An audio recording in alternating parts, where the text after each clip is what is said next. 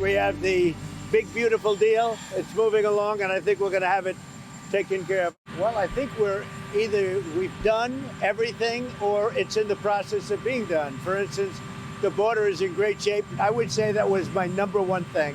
We were losing billions and billions of dollars a day with trade, and now I have that down to a very low level, and soon we're going to be making a lot of money. We're going to be reducing people's taxes. As Pope? Yeah. I'd like to be Pope. That would be my number one choice. There we go. How's your game? President Trump wheeling and dealing on his way to Michigan for a huge rally to mark 100 days in office, which means only 1,361 days to go. For you, Jessica. And the Trump dozer isn't letting up, plowing ahead with border wins, cutting government waste, and driving inflation down. But it hasn't been a cakewalk. According to a new study, ABC, CBS, and NBC have slapped Donald Trump with 92% negative coverage.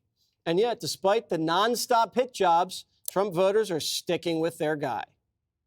My biggest issue is at the border, and he's killing it. Well, absolutely, everybody that's here illegally should go. I'm not one of these that, oh, the poor person. I'm really very optimistic, and I know that right now with the tariffs, that there's a little bit of pain. Sometimes you have to go through a little bit of the fire to get to the end of the rainbow. Haters will always hate. The American people are not fools, and they saw what the first 4 years of Trump, what he did. On a scale of 1 to 10, 20. I feel safer. I feel more confident. I know who's running the country. Trump fans are pumped, but Whoopi says he left America in the dumps. We are very fickle in this country. We forget, you know, you can be mad at one side or the other, but you have to stick with facts. And the facts are, we left good stuff, he has pooped on it. President Trump also revealing a phone call he had with Jeff Bezos this morning, getting them to back down on a plan to display tariff prices on Amazon. Great. Jeff Bezos was very nice. He was terrific. He solved the problem very quickly, and he did the right thing, and he's a good guy. All right, Judge Janine, 100 days. Is Whoopi's analysis accurate? No, Whoopi's analysis is not accurate, and neither is the mainstream media. I mean, the fact that you've got 92% negative coverage, and I don't recall what the negative coverage was when the president was, when Donald Trump was running for a second term, but I'm sure it was at least that negative. And the American people didn't buy it, and he won. He won by the popular vote, and now Americans are savvy enough to know that they're not going to buy what the press is selling them, because they've seen what it's like when they don't even know who the president is. So I think that the American people, as we heard from those few people, they trust the vision of the president. They are willing to have some short-term pain for long-term gain. But the big issue was the border, and the president has a 55% approval rating on the border, and he is also moving the criminals out. And, you know, 7 out of 10 Americans say the Democrats are out of touch. So while President Trump is doing all that he's done, which is like 140 executive orders, I mean, Joe Biden wasn't even out of bed at the end of 100 days. And so what we're seeing now is a president who's very focused. And this whole thing about the tariff increase in Amazon, you know, I thought that was very interesting, because when you look at the tariff issue and, you know, you want to buy something and then there's a tariff added to it, I, as a purchaser, don't want to buy that. I want to say to myself, because I've already done this with clothing, I say to myself, I'd rather buy what's made in America now. If you're going to put a tariff on it and then you're going to charge me whatever tax you charge me from Europe, I don't want it. So I think that's almost a good thing. And finally, when the media pounces, it doesn't have the sting that it used to have, because people aren't buying it. And finally, I think that when you hear about the good stuff that he's done, and I know Rick Grinnell was just on about a half hour ago talking about all the Americans that have been returned, that have been held as hostages, it's something that gets no press. But he's done some huge things for us. Do they make Manolo Blahniks in America? No. I don't think so. Okay. No. You're going to be paying out the nose. Jessica Tarlov. Do you disagree with anything Judge Janine said? I do. Okay. I do a lot. The American public knows exactly what's going on, and that's why they're soundly rejecting this administration. He has the lowest approval rating of any president of the last 70 years for the first 100 days. His stock market for the first 100 days is the lowest since Nixon. Unprecedented low foreign policy approval rating and economic approval rating. The American public is smart enough to know that their shelves, if they're not already empty, are going to be empty because of tariffs. 69% say he's not focused enough on lowering prices. 62% focus too much on tariffs. 72% think his policies will cause a recession. 64% disapprove of how he's handling inflation. He continues to beat a drum that is making the absolute worst economic music I have ever heard in my entire life. And yes, he's still above water on deportations, but he's underwater in terms of immigration overall, because the American people also know that due process matters. And that when you have an administration that is acting lawlessly, because people who are here undocumented do actually have a right to go in front of a judge and to have their case heard, that Abrego Garcia should be returned. And then if you want to deport him right back out, that is your prerogative. But when I'm listening to the spin about this, 92% negative coverage, and then I think back to how you guys were talking about the Democrats before, when Biden used to get up there and say, no, everything's great, right?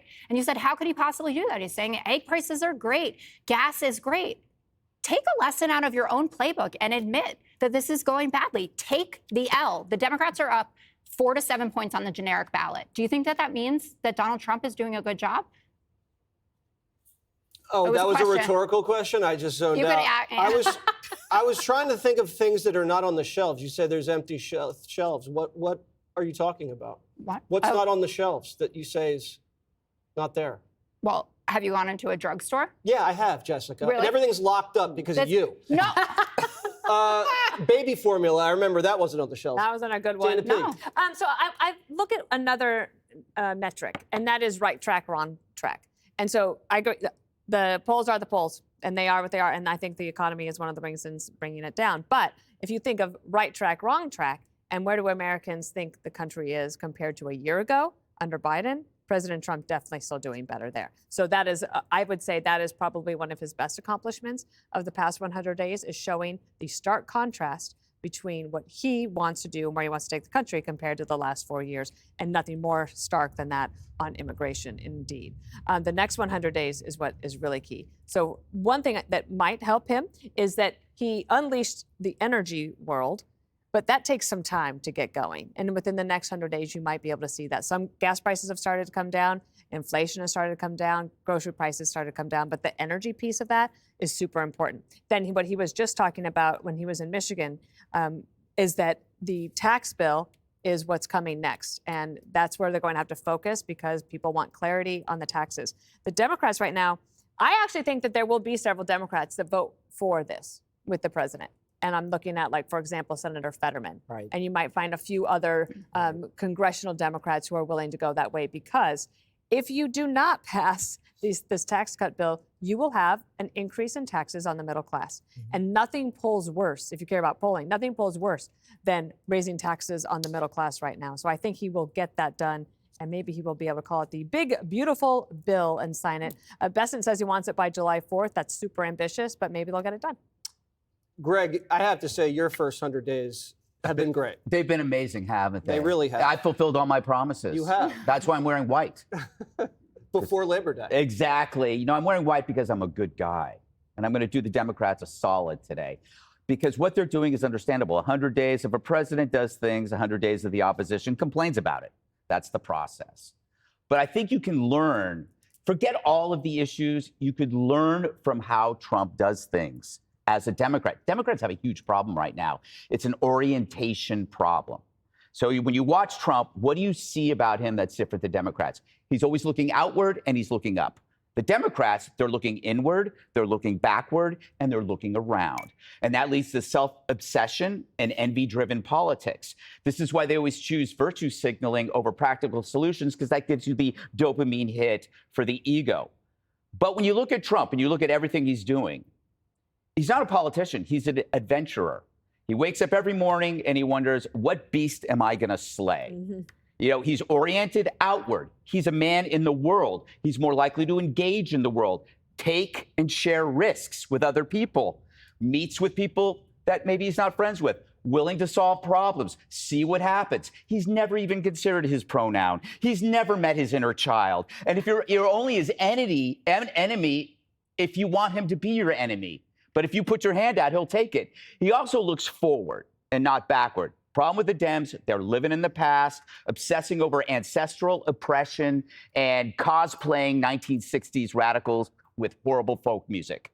They should be thinking about their future selves and do things today that will benefit people later. Treat yourself as a different person. This is why the debt crisis, you know, when you talk about tariffs and all that stuff, it's going to hurt Trump, but he's working for the future self. That maybe 5 years or 10 years from now, we will not have financial ruin. That's the future, not the obsession over the past. The obsession over the past combined with the obsession over identity prevents a path forward. It even demonizes self-improvement. It's like you're seeing articles about how exercise is somehow part of the MAGA culture, or maybe being prompt at a meeting is somehow white privilege. What's funny and ironic is that MAGA, people think it's about the past, make America great again. No, it's about recapturing the sense of adventure and optimism that America is known for. The embracing of the future with the emotions of the past. It's not about going back to the past. It's about remembering the good things that makes your future self happy. Can I ask you a follow-up question? Sure. With that sweater, are you trying to be the Pope? Yes, I am. I am still Catholic, by the way. Oh, that's breaking news. Yeah, and I used to be an altar boy, so that should count for something. All right, Jessica, are you reoriented? Yes. Yeah. That is the best advice you're ever going to get, the looking. reorientation. Reorient yourself, it. Jessica. A block. We'll see you in the next Positive block. for me. Click here to subscribe to the Fox News YouTube page to catch our hottest interviews and most compelling analysis. You won't get it anywhere else.